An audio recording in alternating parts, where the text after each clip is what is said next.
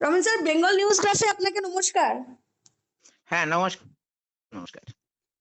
যে প্রসঙ্গে যাব, ইতিমধ্যেই আমরা দেখেছি বিভিন্ন জায়গায় কিন্তু কসবা থেকে শুরু করে বিভিন্ন জায়গায় এই জমি মাফিয়ার একটা কথা উঠছে এবং বিভিন্ন জায়গায় দেখা যাচ্ছে তৃণমূলের কাউন্সিলররা পর্যন্ত এই জমি মাফিয়াতে কোথাও ইনভলভ এবং আক্রান্ত হচ্ছে।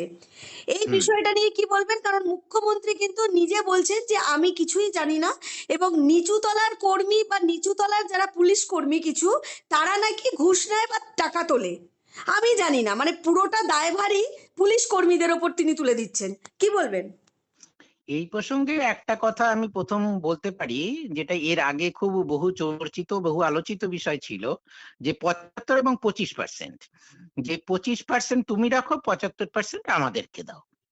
এই যে ৭৫ এবং ২৫-এর গল্পটা, এটা কিন্তু তৃণমূলের বিভিন্ন কর্মী সভা বা বিভিন্ন জায়গায় আভ্যন্তরীণ সভার মধ্যে থেকে এই কথাগুলো বাইরে বেরিয়ে এসেছে, এবং সেইগুলোকে তৃণমূল দল এখন মানে ধরেই নিয়েছে এটা মৌরুসি পাট্টার মতো একটা বিষয়, অর্থাৎ ৭৫ এবং ২৫%-এর ভাগাভাগিতে চলতে হবে। হুম। তাহলে প্রশ্ন এসে দাঁড়ালো যে আজকে বিভিন্ন জায়গায় তৃণমূল কাউন্সিলররা কেন আক্রান্ত হচ্ছেন, বা বিভিন্ন জায়গায় তাদের সংগঠনের নেতারাও আক্রান্ত হচ্ছেন, এর কারণটা কি? কারণ ওই সেই ৭৫-২৫-এর গল্প। দেখা যাচ্ছে যে তারা হয়তো পাচ্ছে না, বা কেউ সেটা না দিয়ে নিজের মতো করে একটা গোষ্ঠী চালিয়ে এই ধরনের জায়গা তৈরি করছে, সেটার জন্য তাদের মধ্যে একটা লড়াই। এবার মুখ্যমন্ত্রীকে স্বীকার করতে তো এখন বাধ্য, কারণ লড়াই তো সামনে চলে এসছে। উনি তো এতদিন বাচ্চা ছেলে, ছোট ছেলে এরা বোঝেনি এই ধরনের বক্তব্য বলেই সাধারণত দায়িত্ব পার করেন। কিন্তু এখন যেহেতু গোলাগুলির জায়গায় চলে এসছে, প্রকাশ্যে চলে এসছে, মিডিয়ার কাছে চলে এসছে, যে জমি মাফিয়াগিরি চলছে এবং সেখানে বিভিন্ন জায়গার জমি বিক্রি হচ্ছে রীতিমতো প্রচুর টাকা, মানে লক্ষ লক্ষ কোটি কোটি টাকা, এবং সেই কোটিটার পাশে ১০০ বা ১০০০ জুড়ে যেতে পারে। তাহলে এই যে টাকার আমদানিটা হচ্ছে, এটা কিভাবে হচ্ছে? আমরা সবাই এটুকু জানি যে জমির বিষয়টা হুম। রেকর্ডের বিষয়। এর মূল ব্যক্তি কে? মূল ব্যক্তি হচ্ছে কনসার্ন বিএলআরও। এই যে কনসার্ন বিএলআরও, লোকাল যে পিএস যেখানে যা আছে, তার যে ব্লক ল্যান্ড রেভিনিউ অফিসার যিনি আছেন, হুম। Land and land revenue officer, হুম। যেখানে এই রেকর্ডের বিষয়গুলো দেখভাল হয় বা দায়িত্ব নিয়ে তারা মিউটেশন গুলো করেন। এবার দেখা যাচ্ছে সরকারি জমি বিভিন্নভাবে কোনোভাবে রয়েছে, যেটাকে হয়তো এরা চুপিসারে জমি নিজের নামে বা কারো নামে রেকর্ড করিয়ে সেই জমি বিক্রি করে দিচ্ছে। যেটা মুখ্যমন্ত্রী দাবি করেছেন যে নিচু তালার কিছু কর্মীর যোগ সাজসে এইভাবে ঘুষ কারবারের মাধ্যমে এই লেনদেন প্রক্রিয়া চলছে। না, কর্মী না, সেখানে তাহলে এটা পুলিশ কর্তা, তাহলে মানে পুলিশের যারা হ্যাঁ, নিচুতলার কর্মী, একদম একদম পুলিশদেরকেও তিনি একদম কাঠগড়ায় দাঁড় করাচ্ছেন। পুলিশকেও উনি বলেছেন। তার হুম। মানে এই যে ভূমি রাজস্ব দপ্তরের মন্ত্রী এবং পুলিশ মন্ত্রী উনি নিজেই, হুম। তাহলে উনি পুরোটাই জানেন যে কোন কোন বিএলআরও অফিসের কোন কোন অফিসার, বা ডিএলআরও বা এসডিএলআরও অফিসের কোন কোন অফিসার যুক্ত, সেটা উনি জানেন নিশ্চয়ই, নাহলে উনি বলতেন না। হুম। মুখ্যমন্ত্রীর কাছে নিশ্চয়ই ইনপুট আছে। হুম। এবং কোন কোন পুলিশের সেটা ওসিআইসি থেকে শুরু করে বা পুলিশের অন্যান্য যারা থানাতে আছেন, বা তাদের ওপরে কমিশনারই হোক বা এসপি লেভেলে যারাই হোক, যারাই এর সাথে যুক্ত আছে বলে উনি জানেন। উনি সেটা প্রকাশ্যে বলতে বা উনি ভয় পাচ্ছেন কেন?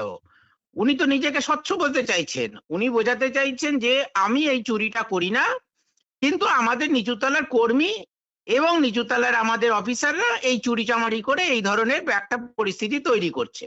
সেটা উনি বলতে চাইছেন, ওনার কাছে এই ধরনের খবর আছে, তাই তিনি একটা সিট গঠন করে বা একটা টিম গঠন করে এই বিষয়টাকে তদন্ত করে দেখতে চাইছে। তা আমার কাছে প্রশ্ন হচ্ছে, ওনার কাছে যদি ইনপুট এতটা পরিষ্কার আছেই, তা উনি নিজে নামগুলো পড়িয়ে যে ব্লক ব্লক সমস্ত কিছু ঘোষণা করে দিক, যে এই পুলিশ অফিসার বা এই ভূমি রাজস্ব দপ্তরের এই অফিসার বা এই আমাদের নিচুতলার এই কর্মী বা জেলা কর্মী বা রাজ্যের এই ধরনের কর্মী যেই আছে বা নেতা আছে, যে তারা এই কাজগুলো করেছে, তোমরা তাদের থেকে সাবধান হও, আমরা এদের বিরুদ্ধে পদক্ষেপ নিচ্ছি। হুম। উনি যদি এই কাজটা না করেন এই মুহূর্তে, সেই ধরনের অফিসার এবং কর্মী বা নেতাদের নাম ইমিডিয়েট যদি বা প্রকাশ্যে না আনেন, তাহলে তো মারাত্মক ঘটনা ঘটবে। কারণ এই ক্ষতির পরিমাণটা তো মানুষের সাম্রাজ্য ক্ষতি হওয়ার মতো বিষয়। কারণ অনেক মানুষ ভিটে বাড়ি বেচে একটা জায়গা কিনে নিজের একটা বসত বাড়ি তৈরি করার পরিকল্পনা করে, সেইগুলো করতে গিয়ে অনেকে ২০-২৫ লক্ষ ৩০ লক্ষ টাকা দিয়েও জমি কেনে, বা তার থেকেও বেশি টাকায় জমি কেনে, বা কেউ কোনো প্রতিষ্ঠান করলে সেখানে লক্ষ কোটি টাকার বিষয় থাকে। হুম তাহলে সেই মানুষগুলোকে এখন যখন মুখ্যমন্ত্রী নিজে স্বীকার করে নিলেন যে আমার রাজ্যে এই অফিসাররা ঘুষখোর, পুলিশ ঘুষখোর, ভূমি রাজস্ব দপ্তরে ঘুষখোর, আমার নেতারা ঘুষখোর, আমার কর্মীরা ঘুষখোর, তাদের নাম ইমিডিয়েট জনসমক্ষে এনে দেওয়া দরকার যাতে সাধারণ মানুষ সজাগ হয়ে সেখান থেকে বাঁচতে পারে। তো উনি সেটা যদি না করে থাকেন তাহলে তো ওনাকেও সন্দেহের তালিকায় মানুষ ভাবছে, কিন্তু পশ্চিমবঙ্গের মানুষ এটা ভাবছে। জমি অধিগ্রহণ নিয়েও কিন্তু ওনার প্রথম প্রতিবাদ ছিল। একদম, আজকে যদি সিঙ্গুর আন্দোলন বলা হয়, হুম এইবার নন্দীগ্রাম আন্দোলন বলা হয়, এটা জমি অধিগ্রহণের বিষয় থেকেই উঠেছে। হুম আজকে জমি অধিগ্রহণের বিষয় সম্পর্কে একটা কথা আমি উল্লেখ করি। সিঙ্গুরে যে জমি অধিগ্রহণ নিয়ে যে আন্দোলনটা হয়েছিল, অর্থাৎ আমাদের মাননীয় মুখ্যমন্ত্রী তৎকালীন বিরোধী নেত্রী হিসাবে ছিলেন, তিনি যে আন্দোলনটা করেছিলেন জমি অধিগ্রহণ প্রক্রিয়ার বিরুদ্ধে গিয়ে, অর্থাৎ 3 ফসলি জমি নেওয়া যাবে না, তাই এটাও সাধারণ মানুষের জানা উচিত। ওনার আন্দোলনের মাধ্যমে কিন্তু আদৌ সিঙ্গুরের মানুষ জমি ফেরত পাননি। জমি ফেরতটা যেটা পেয়েছিলেন, তিনি একজন আমাদের অ্যাডভোকেট, জনস্বার্থ মামলা করেছিলেন, নৈহাটিতে বাড়ি, তিনি আজ আর নেই, তিনি মারাও গিয়েছেন। সেই মামলাতেই কিন্তু সুপ্রিম কোর্ট জমি অধিগ্রহণ প্রক্রিয়াটাকে অবৈধ ঘোষণা করে পরবর্তী সময় জমি ফেরতের কথা বলেছে। অর্থাৎ তৃণমূল নেত্রী মমতা ব্যানার্জি, যেমনি বর্তমানে আমাদের মাননীয় মুখ্যমন্ত্রী, তিনি কিন্তু এর ক্রেডিট নিতে পারেন না, কারণ তিনি আন্দোলন করে কোনো জমি ফেরত দিতে পারেননি। এই যে ফেরত যেটা হয়েছে সেটা জনস্বার্থ মামলা, যেখান থেকে জমি অধিগ্রহণ প্রক্রিয়াকে অবৈধ ঘোষণা করেছে অনারেবল সুপ্রিম কোর্ট, তার মাধ্যমে জমি ফেরত হয়েছিল। কিন্তু মানুষের কাছে একটা ব্যাখ্যা ছিল যে উনি জমি দাতাদের, জমি যাদের জমি হারিয়েছে তার পাশে উনি দাঁড়িয়েছেন, অর্থাৎ 3 ফসলি জমিকে, চাষযোগ্য জমিকে শিল্প কারখানা থেকে যাতে শিল্প কারখানা না হয় তাকে বাধা দানের জন্য চেষ্টা করেছেন। হুম এটাই মানুষের কাছে জায়গা ছিল। কিন্তু প্রশ্ন হলো, জমি অধিগ্রহণ প্রক্রিয়া নিয়ে উনি এত লড়াই করেছেন বলেছেন, অথচ আজকে জমি অধিগ্রহণ প্রক্রিয়া নিয়ে উনি কি করছেন? 2013 সালে তো জমি অধিগ্রহণ প্রক্রিয়ার নতুন আইন এসেছে। তাহলে সেই নতুন আইন অনুযায়ী যেভাবে কমিটি গঠন করে যেটা বিচার প্রক্রিয়ার মাধ্যমে জমি অধিগ্রহণের প্রক্রিয়া সম্পাদন করা উচিত, আমি দায়িত্ব নিয়ে বলছি পশ্চিমবঙ্গে এখনো সেটা সম্পাদন হয়নি। হুম না তাহলে কিন্তু 13 সাল মুখ্যমন্ত্রী, থেকে আজও পর্যন্ত হলো না, তাহলে 11 বছর হয়ে গেল। কিন্তু রমেন বাবু মুখ্যমন্ত্রী বলেছেন কিন্তু আমি নিজে 1 টাকাও নিই না, কেউ যদি অনৈতিকভাবে টাকা নেয় আমি বরদাস্ত করব না।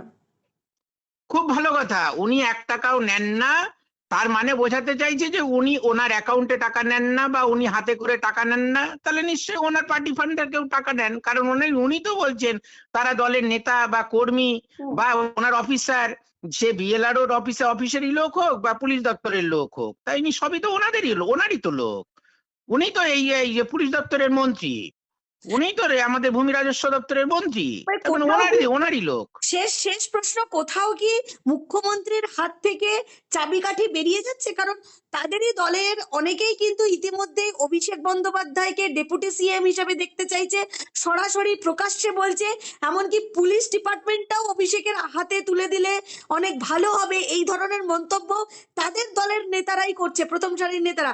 কোথাও কি তাহলে মুখ্যমন্ত্রী মমতা বন্দ্যোপাধ্যায়ের উপর তাদের দলের লোকেরাই অনাস্থা প্রকাশ করছে? হ্যাঁ, অনেকটা তাই।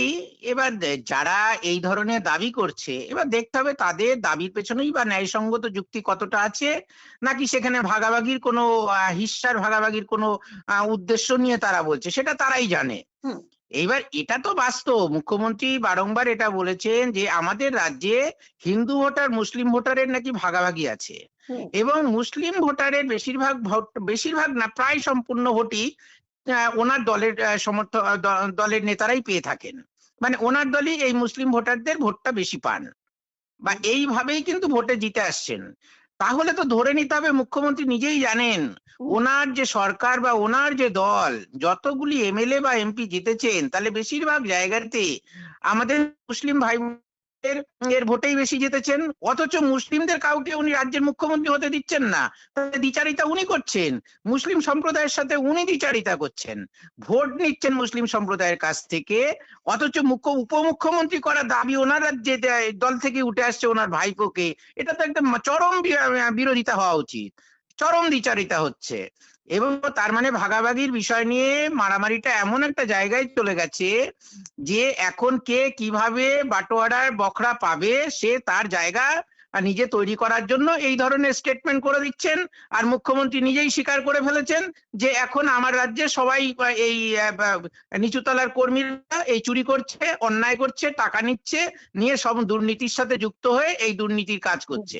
তাহলে এতদিন যাবত যে বিরোধী দলের বিভিন্ন নেতা নেত্রীরা দুর্নীতির কথা বলে আসছেন বিভিন্ন জায়গাতে, আদালতে যেটা নিয়ে লড়াই চলছে, তাহলে সেটা শিলমোহরার বাইরের কাউকে দিতে হলো না, মুখ্যমন্ত্রী নিজেই সেটা জনসম্মুখে পরিষ্কার করে স্বীকার করে নিলেন। অসংখ্য ধন্যবাদ রমেন স্যার, আপনি ব্যস্ততার মধ্যে সময় দিলেন। নমস্কার। ধন্যবাদ আপনাদেরকেও।